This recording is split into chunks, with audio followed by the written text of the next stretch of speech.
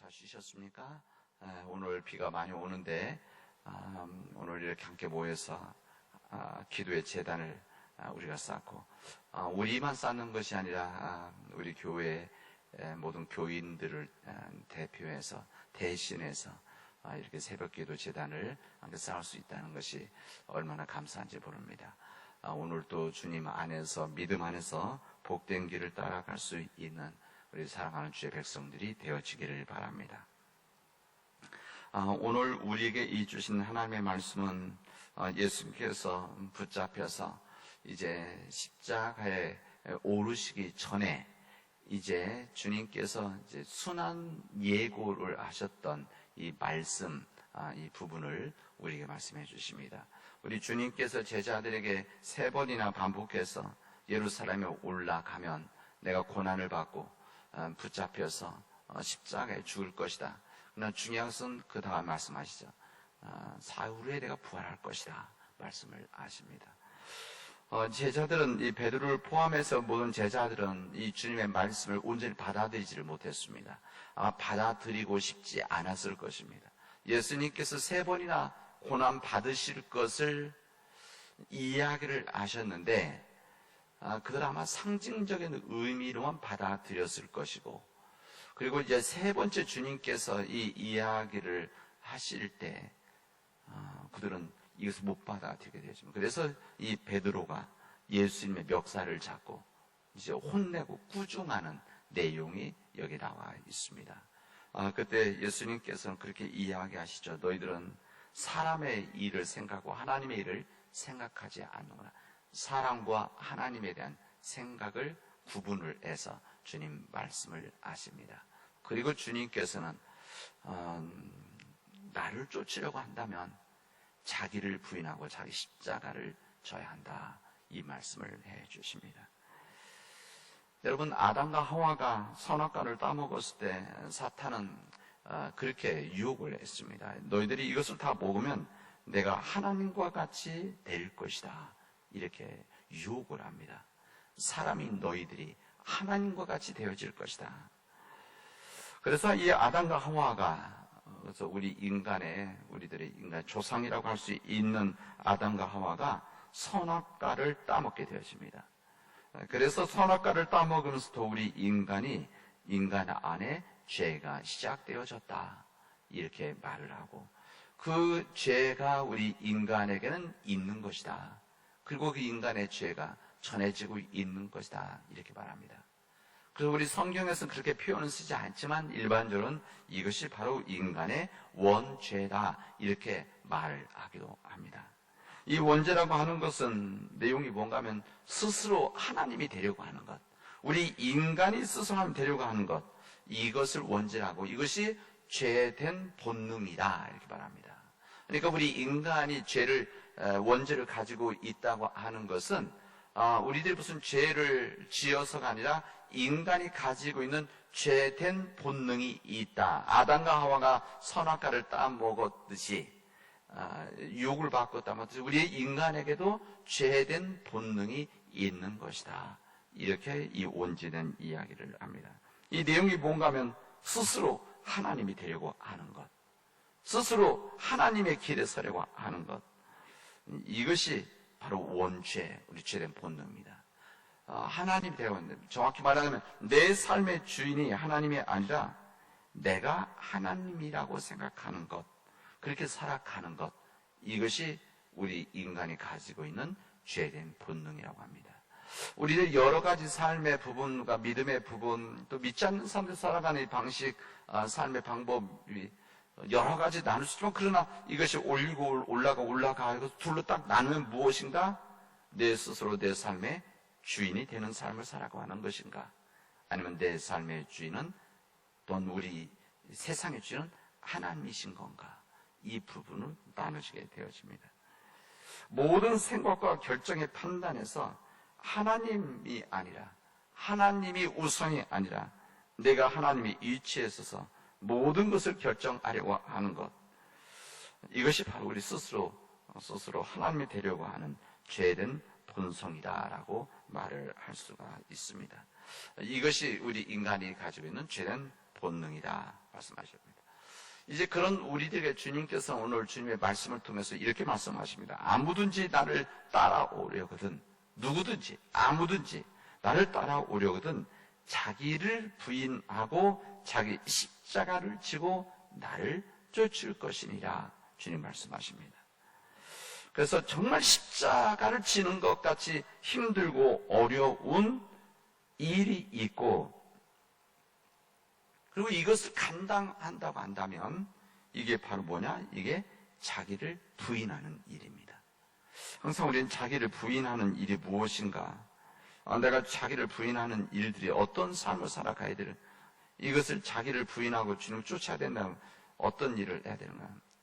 여러분, 설명 여러 가지 할 수 있지만 여기 표현대로 한다면 우리가 십자가와 같이 우리가 짊어져야 되는 힘들고 어려운 일들을 감당한다. 이것은 분명히 자기를 부인하는 일들입니다. 왜냐하면 우리 자기를 부인하지 않고는 절대로 하나님을 쫓을 수 없기 때문에 그렇습니다. 하나님을 쫓아 살지 않으면 절대 우리 삶에서 영적인 승리를 할 수 없기 때문에 주님은 이렇게 말씀하셨던 겁니다. 주님께서 아무든지 나를 따라오려거든 자기를 부인하고 자기 십자가를 지고 나를 쫓을 것이니라. 이 말씀은 우리 믿음의 중요한 시금석과 같은 말씀입니다. 요즘 제가 새벽기도 때 계속해서 신앙의 기본 원리에 대한 말씀을 전하고 있습니다. 제가 이 말씀을 기본적인 신앙 이 부분을 자주 얘기를 해야 되겠다. 그래야만 우리가 자꾸 기본적인 신앙에 돌아와야만 거기서 또 시작할 수 있겠다. 이런 생각을 했기 때문에 그렇습니다. 하나님의 자리에 서겠다고 하는 것, 이것은 인간의 끊임없는 유혹입니다. 이것이 여러 모양으로 우리들은 스스로 깨닫지 못하지만 끊임없이 우리는 내 안에서 내 삶의 자리가 하나님이 아니라 내가 주인이 되려고 하는 것, 이것이 끊임은 우리 인간에게 주어진 유혹이라는 것이죠. 여러분, 하나님의 자리에 서게 되어지는 인간은 많은 사람들에게 고통을 당하게 되어집니다. 당장 첫 번째 아담과 하와도 그 인간의 고통이 시작되어지는 일이 바로 하나님 앞에서 죄를 짓는 일, 하나님 앞에 죄를 짓는 일, 가로 열고 그게 무엇인가 하면 스스로 하나님이 되겠다고 하는 것, 이거 아니겠습니까? 하나님의 자리에 인간이 서게 되어지면 어떻게 되느냐? 이것이 강한 사람들이 어떻게 되냐? 독재자가 되어집니다. 독재자가 되어지죠. 나폴레옹이 그런 사람이지 않습니까? 나폴레옹도 얼마나 뛰어난 지도자이고 뛰어난 힘을 가지고 있었습니까? 그러나 그가 스스로 하나님과 같은 위치에 서려고 애쓸 때 수많은 프랑스 사람들과 젊은이들과 세상의 많은 사람들의 생명을 빼앗았던 독재자가 되어진 겁니다. 우리나라 역사적으로 보아도 이승만 대통령이 그런 독재자같이 살았었고, 그 다음에 박정희 대통령이 그렇게 살았고, 전두환 같은 사람들이 그런 위치에 서려고 했었기 때문에 우리 역사의 고통이 있었다는 것을 우리는 알고 있습니다. 이런 사람들이 이 독재자와 같이 스스로 하나님과 같이 되려고 했던 사람들, 이 사람들로 인해서 백성들이 고통을 당하고 민족이 힘든 일을 겪게 되어진 것을 우리 역사도 교훈을 받게 되어집니다. 여러분, 교회도 마찬가지입니다. 인간이 잘못 판단하면 교회 안에서 그런 사람들을 유혹하여 이 악한 영들은 끊임없이 이 교회를 무너뜨리려고 하는 일들이 지금도 우리 교회, 특히 교회 지도자들을 유혹하고 시험하고 있습니다. 첫 번째, 우리 목회자들, 그리고 또 우리 장로님들이죠. 왜냐하면 지도자들이기 때문에 그것을 아는 겁니다. 군대에서도 공격할 때 어떻게 합니까? 일반 부대 치는 것보다 본부를 치죠. 그래서 본부를 쳐서 지휘관을 공격하는 것이 제일 빠르기 때문에 그렇게 됩니다. 저는 우리 교회도 영적인 이 공격에 있어서 가장 타겟이 되어지는 것은 우리 목회자들, 우리 장로님들입니다. 그래서 우리 목회자들과 우리 장로님들이 끝까지 우리 믿음의 삶에서 근신하고 스스로 조심하고 또 주인이 되지 않으려고 노력을 하지 않으면 우리 자신의 길은 흔들릴 수밖에 없는 연약한 자들입니다. 특히 목회자들이 그렇습니다. 그래서 우리 목회자들이 끊임없이 스스로 돌아보고 끊임없이 중심을 돌아서려고 하는 그런 몸부림을 쳐야만 그 유혹을 이겨나갈 수가 있습니다.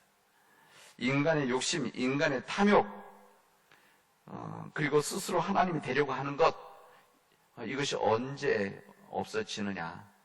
나이가 들어가면서 신앙의 경륜이 생기고 나이가 들면 이것이 없어지느냐? 절대 그렇지 않습니다. 제가 지난주에 봤죠. 이것은 언제 없어지냐? 죽어야만 없어집니다. 죽기 전까지는 이런 삶을 살아야 되는 겁니다. 자기를 부인하며 살았던 믿음의 종 사도행전에 기록되어진 한 사람을 소개합니다. 그게 바나바입니다. 바나바. 이 바울은 바나바에 비하면 사도 바울, 사울이 했을 때 바나바에 비하면 새카만 후배였었습니다. 그때 주님의 인도하심을 받아서 주님을 영접한 다음에 이 아라비아 반으로 갔다가 다시 예루살렘에 가서 이젠 됐을 것이다. 주님 복음을 전해 되겠다 했는데 이때 다시 주님께서는 아직 더 시간이 필요하다는 알고 이 사도 바울의 고향인 다소로 보내서 그곳에서 모든 사람들, 그 지역 사람들은 이 사도 바울을 잘 아는 고향 사람들입니다. 이게 가장 가까이 있는 사람들도 인정받는다는 것이 가장 어려운 일 아닙니까? 그것의 신앙의 훈련과 그것을 수련을 하죠. 그때 주님께서 어느 정도 됐다고 했을 때 이제 바나바, 지도자인 이 바나바에 의해서 이제 그를 이끌어내서 안디옥 교회에서 이제 사역을 처음 시작을 하게 되어집니다. 이때 왔을 때 아까 말씀드리지 않습니까? 이 사도 바울은 바나바에는 새카만 후배죠. 나이도 그렇고. 근데 하나님께서는 이 사도 바울에게 은혜를 주셔서 그곳에서 사도 바울의 우리말로 하면 조력자로, 우리말로 부목사로 이렇게 일을 시작을 하게 되어집니다. 그리고 이 교회에서 선교 여행을 하면서 복음을 전하는 일들을 시작하게 되었습니다. 이 안디옥 교회가 바나바와 사도 바울을 그때는 사도라고 말할 수도 없었죠. 하여튼 이때 바울을 세웠을 때 바나바는 주연이고 이 사도 바울은 그를 돕는 조연이 있었습니다. 그래서 성경은 항상 뭐라고 쓰는가 하면 바나바와 바울 이렇게 씁니다. 실제 성경 원문에 보면 바나바와 바울. 근데 사도행전을 읽다 보면 어느 순간부터 그 역할이 바뀌어져서 이 바나바와 바울의 역할이 바뀌어져서 오히려 사도 바울이 앞서서 일을 하고 사역을 주도권을 갖게 되어지는 것을 우리는 보게 되어집니다. 주도권 이야기보다는 더 많은 일들 하는 더 등장 앞에 서게 되어지죠. 그리고 성경에도 뭐라고 그 다음에 기록하는가 하면 일정 시간 지나면 처음에는 바나바와 바울 그랬는데 이제는 바울과 바나바 이렇게 바뀌게 되어집니다. 저는 이게 사람들이 그냥 넘어갈 수 있는 이야기인데 저는 참 의미 있는 말씀이다 저는 생각이 되어집니다. 이게 무슨 말인가 하면 그런 상황 속에 이 바나바가 그것에 대해서 아무런 불평과 원망이 없었다고 하는 사실입니다. 내 자리를 바뀐 거죠. 나이도 그렇고 경력도 그렇고 여러 가지 그럼에도 불구하고 이 바나바가 그것에 대해서 전혀 원망하지 않고 불평하지 않고 오히려 사도 바울을 섬겼다는 것을 우리에게 알려줍니다. 저는 이런 사람들이 오늘 성서 말한 자기를 부인하고 자기 십자가를 지는 사람들이다. 저는 그렇게 말씀드립니다. 그래서 우리 교회 지도자들은 끊임없이 바울과 같은 후배들을 찾고 그를 자기 앞에 세우면서 그 길을 열어주는 이 바나바와 같은 일을 감당을 해야 됩니다. 우리 목회자들은 우리 후배 목회자들을 그렇게 세워서 자꾸 키워야 되는 것이고 우리 장로님들은 우리 교회 재직들, 특히 안수 집사님들을 자꾸 앞으로 세워서 일을 할 수 있도록 하고 오히려 앞으로 나설 수 있도록 그렇게 해야 되는 것이죠. 우리 나무도 그런 거 아닙니까? 나무도 작년도에 밖에 있었던 나뭇잎이 그대로 있으면 이것은 그냥 성장하지 않는 나무들이죠. 그런 1년이 지나면 새로운 잎사귀가 나고 가지가 나서 겉에 있던 나무의 줄기가 안으로 더 들어가고 더 겉으로 다른 나뭇잎들이 세워질 때 이게 나무가 성장하는 거 아닙니까? 근데 고집을 해서 자기만 겉으로 드러난다고 한다면 이것은 성장이 멈추어져 있는 나무들이죠. 이게 바로 우리 성경에서 알려주는 자기를 부인하고 자기 십자가를 지는 일이다 말씀드립니다. 여호수아를 세워놓고 자신은 느부산에 느부산에 올라가서 그곳에서 일생을 맡은 모세 같은 사람이 바로 그런 사람 아니겠습니까? 이 모세가 죽기 직전에 거의 죽음에 가까웠을 때 사실은 그의 건강 상태를 보면은 가나안 땅에 들어갈 수도 있었습니다. 하나님께서 뜻하시면은 가나안 땅에 들어가서 여호수아와 이렇게 함께 들어가서 싸울 수 있었던 지도자였는데 이제 하나님께서는 뜻이 있으셔서 너는 여기까지다. 가나안 땅에 보이는 그 땅을 바라보면서 산 위에서 느부산에서 마지막을 그것을 바치게 되어집니다. 이게 바로 자기를 부인하고 자기 십자가를 지는 일이라는 겁니다. 우리 믿음이라고 하는 것은 하나님이 자신과 세상의 주인임을 인정하는 겁니다. 하나님이 자신과 세상의 주인임을 인정하기 위해서 무엇보다 해야 할 일들은 자기를 부인하는 것이죠. 자기를 부인하는 것. 자신이 하나님의 자리에 서지 않는 것. 그리고 내 자리에 하나님이 서게 하는 것. 이것이 바로 우리 믿음의 기준이고 기본이다 말씀입니다. 사랑하는 우리 믿음의 가족 여러분, 이제 오직 하나님만 바라보면서 오직 하나님만 높여 올려드리면서 우리 모든 삶의 자리에 하나님만이 주인이 되어질 수 있도록 여러분이 그렇게 살아가도록 합시다. 그리고 그렇게 살아가는 그 삶을 통해서 하나님의 은혜를 받고 복된 삶이 되어지고 그 복된 삶이 우리 사랑하는 우리 이웃들에게, 우리 교우들에게, 그 세상에 전해질 수 있도록 하는 이 선교의 삶을 살아가도록 합시다.